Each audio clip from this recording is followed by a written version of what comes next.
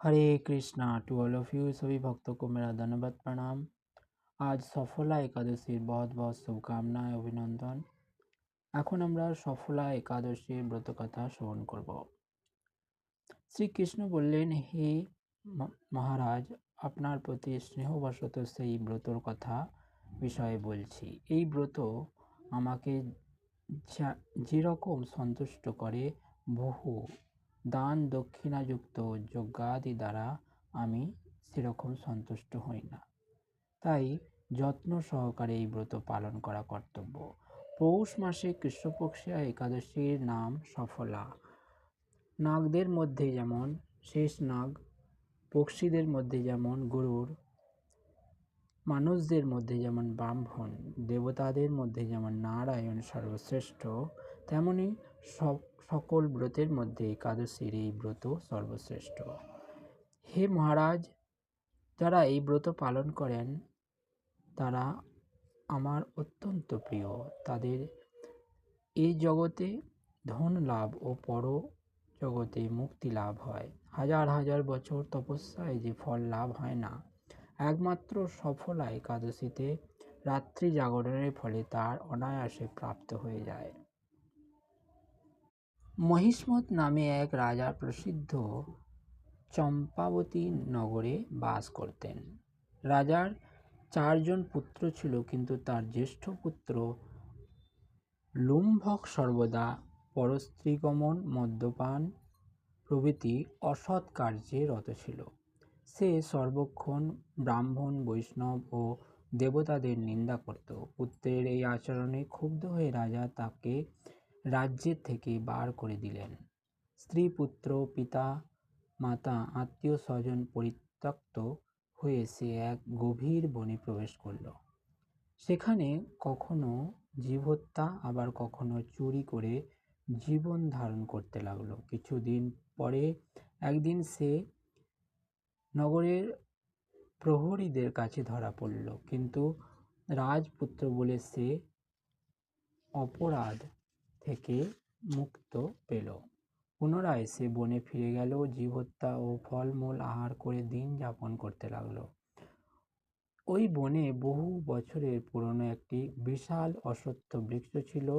সেখানে ভগবান শ্রী বাসুদেব বিরাজমান বলে বৃক্ষটি দেবত্ব প্রাপ্ত হয়েছে। সেই বৃক্ষতলে পাপ বুদ্ধি লুম্ভক বাস করত। বহুদিন পর তার পূর্বজন্মের কোনো পুণ্যের ফলে সে পৌষ মাসের দশমী দিনে কেবল ফল আহার দিনে অতিবাহিত করতে লাগলো। কিন্তু রাত্রিতে অসহ্য শীতের প্রকোপে সে মৃতপ্রায় হয়ে রাত্রি যাপন করল। পরদিন সূর্য উদয় হলেও সে অচেতন হয়েই পড়ে রইল। দুপুরের দিকে তার চেতনা ফিরল। ক্ষুধা নিবারণের জন্য অতি কষ্টে কিছু ফল সংগ্রহ করল। তারপর সেই বৃক্ষতলে এসে পুনরায় বিশ্রাম করতে লাগলো। রাত্রিতে খাদ্যাভাবে সে ক্রমশ দুর্বল হয়ে পড়ল। সে প্রাণরক্ষার্থে ঈশ্বরের উদ্দেশ্যে ফলগুলি নিয়ে, হে ভগবান, আমার কি গতি হবে বলে অশ্রুপাত করতে করতে সে বৃক্ষ মূলে, হে লক্ষ্মীপতি নারায়ণ, আপনি প্রসন্ন হন বলে নিবেদন করল। এইভাবে সে অনাহারে ও অনিদ্রায় রাত্রি যাপন করল। ভগবান নারায়ণ সেই পাপী লুম্ভকের রাত্রি জাগরণকে একাদশী জাগরণ এবং ফল অর্পণকে পূজা বলে গ্রহণ করলেন। এইভাবে অজ্ঞাত সারে লুম্ভকের সফলা একাদশী ব্রত পালন হয়ে গেল। প্রাতঃকালে আকাশের দৈববাণী হলো, হে পুত্র, তুমি সফলা একাদশী ব্রত পুণ্যের প্রভাবে রাজ্য প্রাপ্ত হবে। সেই দৈববাণী শোনামাত্রই লুম্ভক দিব্য রূপ লাভ করল। তার পাপ বুদ্ধি দূর হলো। সে পুনরায় নিষ্কণ্ঠক রাজ্য লাভ করল।